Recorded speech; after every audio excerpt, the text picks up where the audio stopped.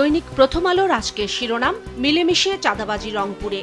ঢাকার রাজধানীর চাঁদাবাজি নিয়ে করা এই বিশেষ প্রতিবেদনটিতে বলা হচ্ছে, মিরপুর অঞ্চলে চাঁদাবাজির স্পট ১৫০টিরও বেশি, চাঁদাবাজিতে জড়িত ৭২ জন, যাকে আশ্রয় দিচ্ছে ২৫ জন নেতা বা প্রভাবশালী। তালিকার বেশিরভাগই বিএনপির স্থানীয় রাজনীতির সাথে সংশ্লিষ্ট। সরকারের উচ্চ পর্যায়ের নির্দেশে তালিকা করে অভিযান শুরু করতে যাচ্ছে পুলিশ। চলমান জ্বালানি সংকট পরিস্থিতির মধ্যে এবার বিদ্যুতের দাম বাড়াতে যাচ্ছে সরকার, আর এ নিয়েই ৩ কলামের প্রতিবেদন করা হয়েছে পত্রিকাটির প্রথম পাতার দ্বিতীয় ভাজে।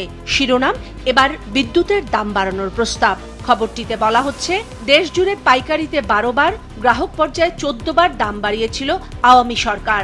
অন্তর্বর্তী সরকার সময় দাম না বাড়লেও এবার দাম বাড়াতে যাচ্ছে বর্তমান সরকার। প্রতি ইউনিটের বর্তমান পাইকারি দর ৭ টাকা ৪ পয়সা, সেখানে ১ টাকা ২০ পয়সা থেকে ১.৫ টাকা পর্যন্ত আরও বাড়ানোর প্রস্তাব দেওয়া হয়েছে। গণশুনানির পর হবে চূড়ান্ত সিদ্ধান্ত।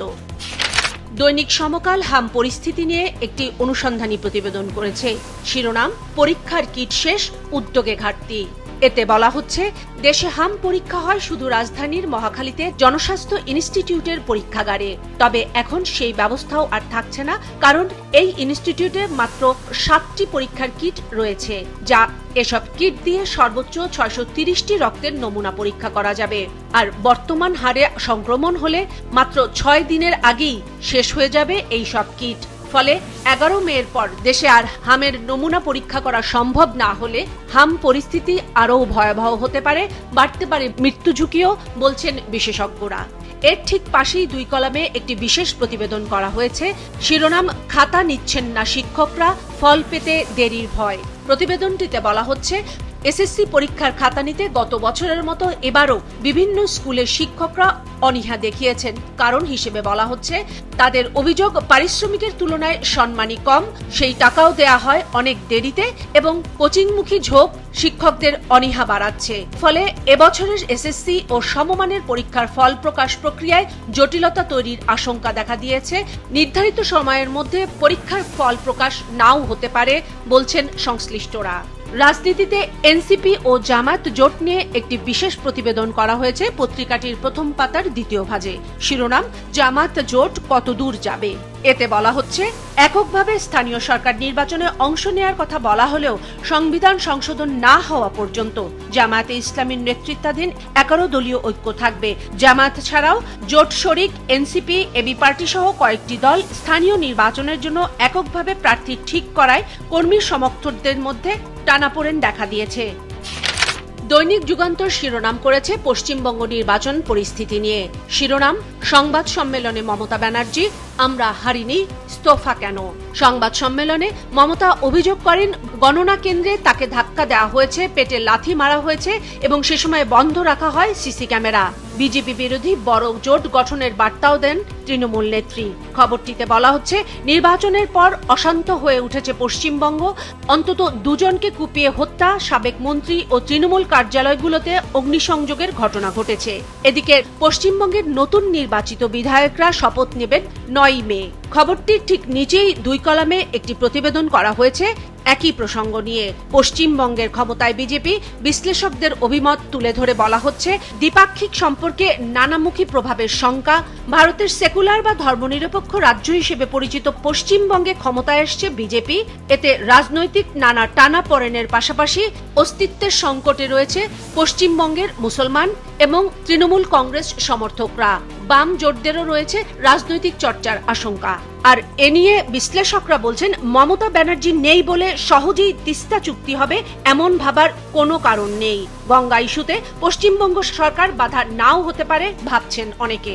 মতিঝিলের শাপলা চত্বরে 2013 সালের 5 মে হেফাজতে ইসলামের সমাবেশের হামলার ঘটনা নিয়ে তদন্ত কমিটির প্রতিবেদনকে ঘিরে চিফ প্রসিকিউটর সম্মেলন করেছেন গতকাল।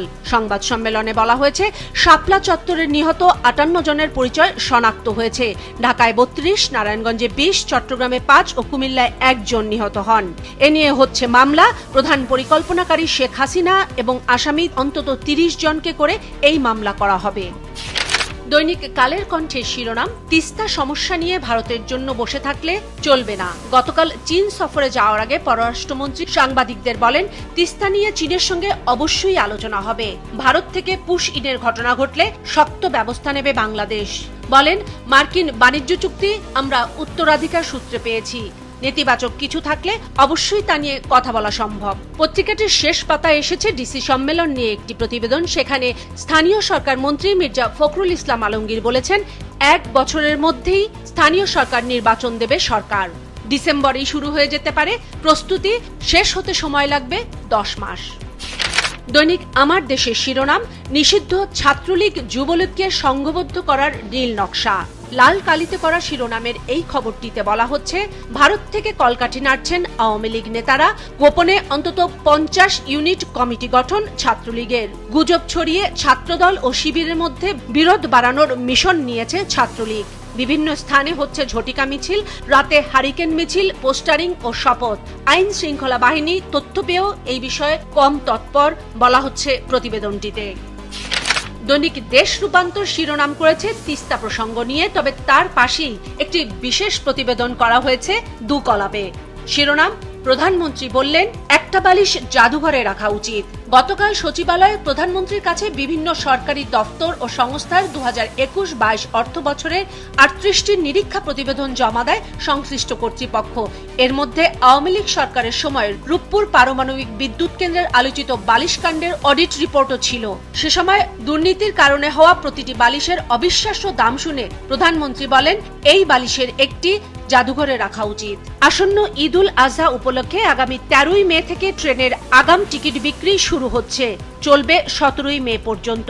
আর এ নিয়েই এক কলামে একটি প্রতিবেদন রয়েছে পত্রিকাটির প্রথম পাতার শেষ ভাজে। খবরটিতে 13 থেকে 17ই মে পর্যন্ত ঈদ যাত্রার টিকিট বিক্রির সময়সূচি দিয়ে দেওয়া হয়েছে এবং সাথে বলা হয়েছে, রেলওয়ে নির্দেশনা দিয়েছে, একজন যাত্রী উল্লেখিত ঈদে অগ্রিম যাত্রা ও ফেরত যাত্রার ক্ষেত্রে সর্বোচ্চ একবার টিকিট কিনতে পারবেন বা ফেরত দিতে পারবেন।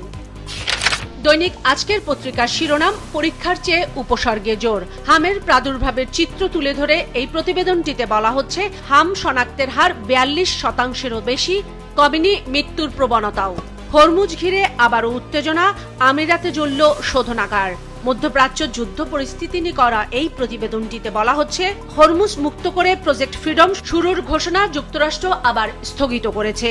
এদিকে ইরানের 6টি গানবোট ডুবানোর দাবি করেছে মার্কিনিরা।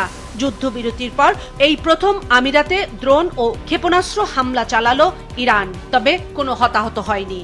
পত্রিকার শেষ পাতায় ছাত্রদলের কমিটি গঠন নিয়ে হওয়া চলমান পরিস্থিতি নিয়ে একটি প্রতিবেদন করা হয়েছে। শিরোনাম, কমিটি নিয়ে ক্ষোভ অসন্তোষ ছাত্রদলে। প্রতিবেদনটিতে বলা হচ্ছে, সম্প্রতি বিশ্ববিদ্যালয়, জেলা, মহানগরের অর্ধশত কমিটি ঘোষণা হয়েছে ছাত্রদলের। সবগুলো কমিটিতেই বিতর্কিতদের পদায়ন ও যোগ্যদের বঞ্চিত করার অভিযোগ উঠেছে। তবে সেসব অভিযোগ যাচাই বাছাই করে ব্যবস্থা নেওয়ার কথাও বলেছেন শীর্ষ নেতারা।